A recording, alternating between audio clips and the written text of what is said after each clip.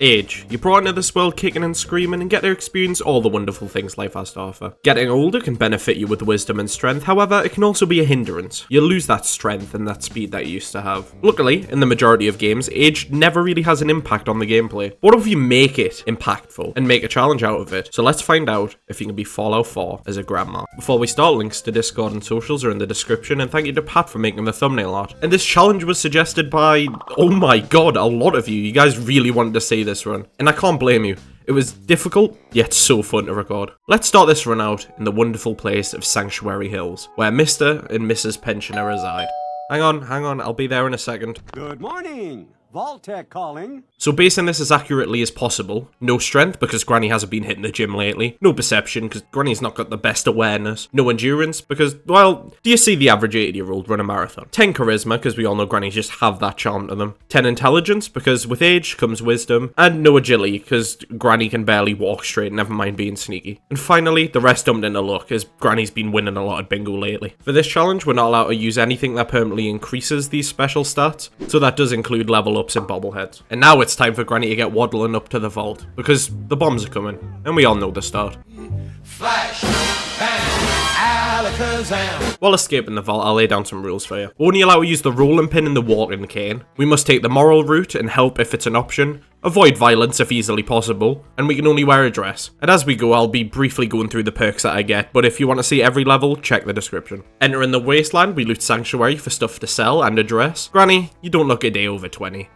20 PC. Passing by Concord, we met Carla, where we got our hands on our first weapon of the run, the walking cane. And travelling further north to the Drumlin Diner, we resolved the conflict between Wolfgang and Trudy peacefully. Now hand over your money. All of it. Right, I know I said I would take the moral route, but Granny needs to get her hustle on, because we're going to need a fuck ton of stim packs for this run. From this encounter, we leveled up twice and invested them into Cap Collector to get our money up, not our funny up, and Medic to use less stim packs when injured. Just a little further up the road, I encountered a pack of wild mongrels, and didn't even stand a chance, because when your damage is this, you already know you're going to suffer. Entering Cambridge, we arrived at the police station to watch Buzz Lightyear clap some irradiated cheeks and claim the free XP for it. Getting another level up, we put it in a Lone Wanderer so Granny can hoard more loot. Making my way up to the Great Green Jewel, I interacted with Piper and she told me a lie so I could get into this place. God, this young generation, there's no honesty. With the weight of guilt on my shoulders, I broke down and told the truth to Danny. Filling up on some meds and getting my hands on a rolling pin from the market, I noticed a man shaking there in the corner asking for neat cola. But sadly none of the vendors had any when I looked. I can't just watch this man suffer. Granny's got to take care of others, whether that be with kindness or violence. Please, Lord, forgive me as I have sinned. As a reward, I leveled up and invested in a bloody mess because we're going to need that extra 5% as we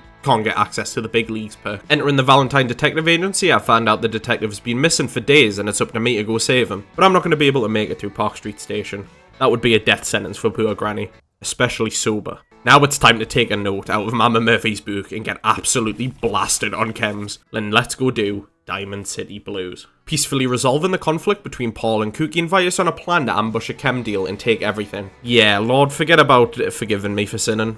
You just might want to wear a blindfold for the rest of the run. Reaching the waterfront, it was time to break 210 years of sobriety and take the Triggermen down to Bongtown. Killing them all, I interrogated Trish on the whereabouts of the chem lab and how to get in. She gave me the password, and in return I let her walk free. Negotiating with Paul, he let me keep all of the chems, but in return I give him 500 caps. That's fine, because after this, Granny's gonna be ballin'. Looting all of the chems, I headed back into Diamond City to craft up some super drugs. And with all the XP given, I gained 2 levels and put them into Toughness and Chemist to become a more developed junkie. Travelling through downtown Boston, I stumbled across Good Neighbor and got threatened straight away. Young man, did your parents not tell you to respect the elderly? Hancock, can you please teach this man some manners?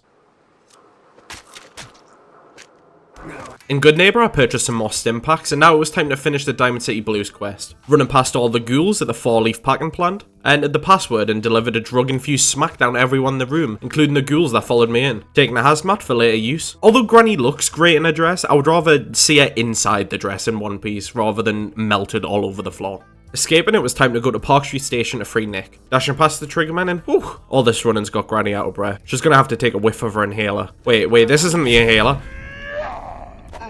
Freeing Nick, I ambushed a Triggerman, exploding his head and using the prolonged effects of buff out, and did the same to anybody in the way. Reaching Skinny Malone, I convinced Darla to leave, and he let us go. Leaving, I waved at one of the Triggermen that I ran past previously. Hi. Wait, the hell? Exiting through a manhole, I received another level up and put another point into toughness, because as brittle as Granny is at the moment, we're going to turn her an absolute tank by the end. Making our way up to the Old North Church and greeting the railroad for later, and also for that easy Freedom Trail XP. Speaking of easy XP, we completed the story of the century for Piper as well. Completing the question, and for Nick, we made our way to Kellogg's house. And as we are a good-natured human, we didn't just pickpocket the key on our way in. So instead, we're going to have to do this mission the way Todd intended. Heading up to the mayor's office and being surprised by a guy who definitely wasn't on the elevator when I started going up, we smooth talked the mayor into getting the key for Kellogg's house. Entering his home and gathering some clues, we used Dogmeat to track him down to Fort Hagen. At this point in the run, I needed to decide what faction I wanted to side with, and the strategy behind it. So what we're looking for is little to no boss fights, so that rules out the Brotherhood and the Minutemen because of the Behemoth and the Mile Queen. And so we're left with the Institute or the Railroad. But the problem with the Railroad is we would have to fight everyone, including high defense, high damage synths, and Brotherhood Knights. So all we're left with is the Institute. Little combat, no bosses, and most importantly, we are reunited with Sean. For the Kellogg fight, we're going to build up the crit meter on one of the synths before meeting with him, and go straight after his bodyguard synths to reduce the damage we're taking. And all that's left to do is whack Kellogg with the rolling pin, and this fight was a big indicator of what boss fights would look like. And let me just tell you, it's a battle of endurance. I'll put a timer on the screen now to show you how long it actually takes. So we're just going to have to take it slow and whittle down his health, and just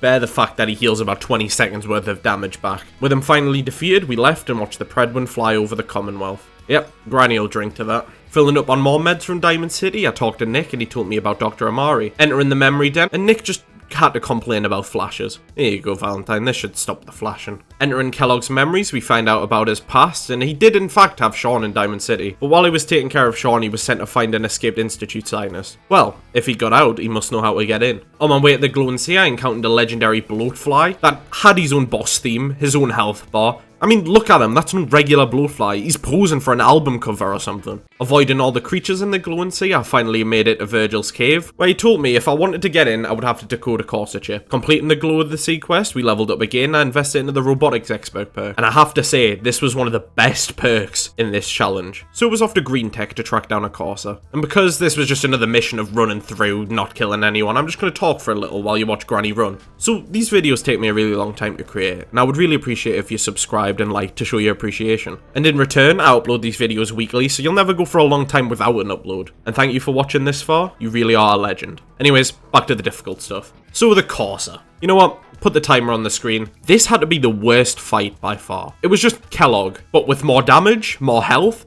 and because why not? Way more stim packs. You cheating bastard. Every time I would get him to half health, he would just heal back to full. Downing all the alcohol, drugs multiple times to fuel the fight. It finally went down after a lengthy 6 minutes. Come on. If that doesn't deserve a like, I don't know what does. I know I said I would avoid violence, but the wasteland's taking a toll on Granny's mental health, and it's time to take out the hostages. War crimes, baby! Woo! Yeah, Granny's gonna get punished for that one. Returning back to the Old North Church to get the Corser chip. Wait, what did I do? Was it the war crimes? Anyways, Granny doesn't take the hits. She dishes them out. So chem-fueled, it was time to kill the railroad. Beating Desdemona, Deacon, and Glory into a bloody pulp. I'll make sure to bake them into the next batch of cookies. And decoding the Corser chip myself. It was time to get some help building the teleporter, so I headed to Concord to free Preston. Beating the raiders and rescuing the Grandma of Gods. And with the help of Preston, the raiders, and of course plenty of drugs, we put Betty the Deathclaw down. Look at us now. Went from dying at wild mongrels at the start, to killing the deadliest assassins and a Deathclaw. Back in Sanctuary, I built everything for Sturgis and went out to go to 10 Pines Bluff to recruit a group of settlers. Entering a sewer system, I squished all the raiders, and I just have to say, thank God it wasn't anything big like the Corvega assembly plant. Oh yeah, and while I was building stuff for Sturgis, I got a little sidetracked. So ladies and gentlemen, I present to you the Wall of Shame. So, how's those settlements, Preston? Talking to Sturgis, we built the teleporter and entered the Institute. Scanning the network for some easy XP and met my son. Dear God, you're nearly older than me. Meeting all the Institute leaders, it was time to take on my first quest, Synth Retention, where I scaled the side of a ship. Boarding it, I gently brushed past a raider holding the fat man, and made it to the synth, recalled him, and dived off the ship. Oh fuck. Let's try that again, without the dive this time. We recalled the synth and fast traveled back to the Institute. Now it was time for the Battle of Bunker Hill. Sounds menacing, right? What if I told you you didn't have to do anything? Killing the Corser in the alley lets you skip the entire mission. And the best part is, you can still speak to Father at the top of CIT and continue like nothing happened. attending a meeting where father said he was dying. You weakling. It was time for the quest for the glorified battery, mass fusion. Relating to the roof and collecting the keycard, it was time for yet another speedrun skip. I didn't want to do this, but with no armor, the elevator sequence is more pain than it's going to be worth. Taking a hit of jet and leaping off the roof towards good neighbor. And we return to mass fusion, completely bypassing the elevator sequence. Entering the reactor room, I donned on that rad suit, and it was time to take the big battery home. Uh-oh. Oh shit. Don't worry. Remember before, I invested in the robot expert perk. So, the sentry bot got shut down and self-destruct, and the same with everything else. This was the best perk investment ever. Escaping mass fusion, I headed to the Grey Garden to convince the scientists to join the Institute, which was easy because who could say no to helping a grandma? Recording a speech and broadcasting it through Diamond City, it was time to install the big battery, and then father told me to deal with the railroad. Well, have I got some news for you? But now it was time to finish this run and take down the Brotherhood of Steel. Relaying to the Boston airport, I used a stealth boy and snuck up to all the generators, bonking them so they would explode, and also so synths can relay in to help us attack. Using jet to fly past all the Brotherhood members and being met with Ingram at the top of Liberty Prime. Who would have thought this naked suit of power armor was this tanky? I defended the virus as it was uploading to Liberty Prime. Using the might of Granny to fend off the attackers, Liberty Prime was fully hacked. From a distance, we watched the Predwin fall. This challenge was incredibly painful, but it was worth it. Using one of the worst weapons in the game with no upgrades, I like the challenge. And if you have any more, comment it below. And yes, it is possible to beat Fallout 4 as a grandma.